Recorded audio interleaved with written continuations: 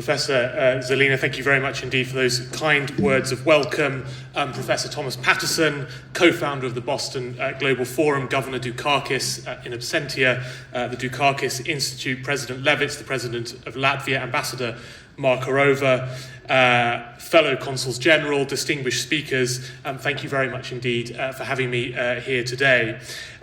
Before I start, I just wanted to pay tribute, as many have done before me, to President Zelensky and to the extraordinary bravery, tenacity, and commitment that the Ukrainian people have shown over the last 2 months. It is truly extraordinary, and I think an example to all of us. So, my name is Peter Abbott. I'm the British Consul General to New England. I have something of a graveyard slot. I see people already leaving to get coffee, so I hope I can give you a sort of a reasonably entertaining next 5 or 6 minutes before we break. I want to talk this morning about 2 things. Firstly, what the UK has done to support Ukraine, and secondly, what we think the lessons might be for the conflict and further future conflicts in the coming months and years. Firstly, as others have said, the international community has shown remarkable strength and unity in response to Putin's invasion of Ukraine. And the UK has worked closely with those allies, particularly in the G7, NATO and the United Nations, to impose an unprecedented package of sanctions and other economic measures. In fact, the UK has imposed sanctions on more individuals and more organisations in Russia than any other nation, starving them of their access to finance with asset freezes on 18 banks with global assets of over $1 trillion, removal of selected Russian banks from the SWIFT system, and ending all our new outward investment to Russia. We've also taken decisive action on trade, stripping Russia of most favoured nation status at the WTO and stopping Russian aircraft from flying or landing in the UK and banning their vessels from our ports. By the end of this year, the UK will end all dependency on Russian coal and oil and end imports of gas as soon as possible thereafter.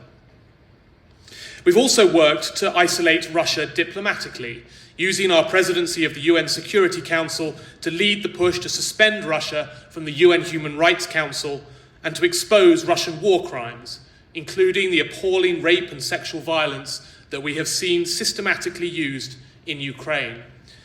Last month, alongside Nobel Peace Prize laureate Nadia Murad, the UK launched a new global code of conduct to gather information from survivors of sexual violence in war more safely and more effectively to improve the chance of justice.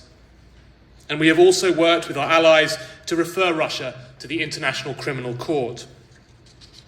Perhaps like no other conflict before, the past 2 months have been something of a battle of truth as much as a battle for territory. And as Professor Zelina mentioned, the UK has played its part here too in helping to counter Russian disinformation.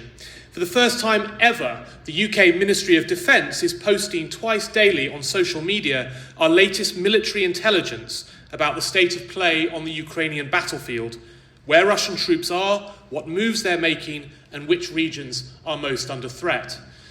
Some of you might know that the UK intelligence services are some of the most secretive in the world, so it really is a remarkable change of culture to see that intelligence being posted on a daily basis. And this has helped the UK and our allies dominate the information space and counter Russian narratives.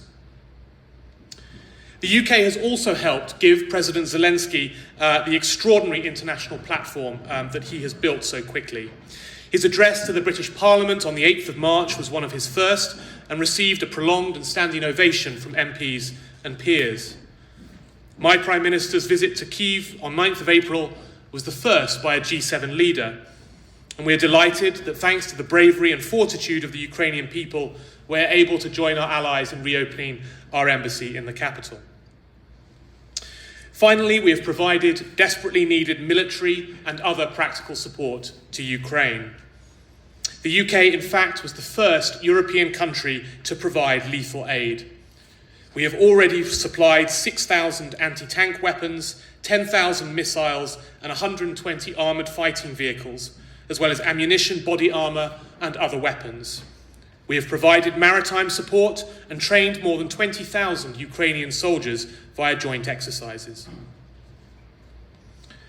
The UK has also committed nearly $500 million of aid for urgent humanitarian support and donated more than 500 mobile generators, and earlier this week 2 convoys of more than 40 fire engines arrived in Ukraine packed with rescue equipment. This follows the donation of more than 20 ambulances equipped with paramedic kits and medical grab bags. And overall, the UK's package of humanitarian, economic and military support is worth more than $2 billion. Collectively, though, we need to go further. We need to bring even tougher sanctions and cut off oil and gas imports entirely from Russia. And we must also put in place, as many have said, a robust humanitarian response to support the Ukrainian people, including with the involvement of the United Nations.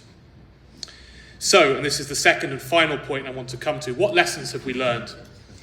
The primary lesson that we've learned is, I think, don't mess with Ukraine. Secondly, the lesson that we've learned is that the economic and security structures developed after World War II have failed. As my German and French colleagues have said, Russia's invasion has destroyed the idea that economic integration alone can drive political change. So I think we need 3 things in a new approach based on military strength, economic security, and deeper global alliances. First, we need to strengthen our defence. There is no substitute for hard military power backed by intelligence and diplomacy. That means a stronger NATO with a sacrosanct open door policy and a more global outlook. It means investing in both traditional defence and modern capabilities. And it means greater collective spending on defence, correcting a generation of underinvestment. NATO's target of spending 2% on GDP must be a floor and not a ceiling. Second, we need to recognise and respond to the growing role that the economy plays in our collective security. We must take an assertive approach to economic policy to reduce strategic dependency on authoritarian regimes. We should expand trade, investment and science and technology ties with countries who play by the rules, pursuing what the Dutch have described as open autonomy. And we need a better, more coordinated approach on international development, including, in this case, helping vulnerable countries weather the storm of rising food and energy prices. Third and finally, we must broaden our network of partnerships to promote collective security, partnerships that stand up for sovereignty and self-determination and are built on shared prosperity, what my Foreign Secretary has described as a network of liberty. The UK will continue to invest in existing partnerships and alliances such as NATO, the G7 and the Five Eyes intelligence sharing network. And we will build new ones as well, such as the Strategic Defence Alliance that the UK formed with the United States and Australia last year, illustrating our joint commitment to the Indo-Pacific region.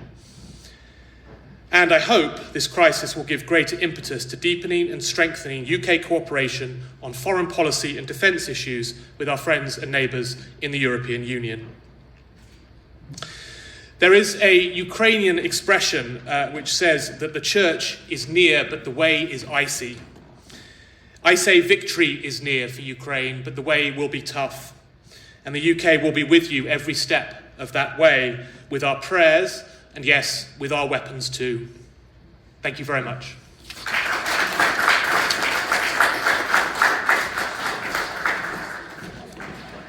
Thank you very much. And I would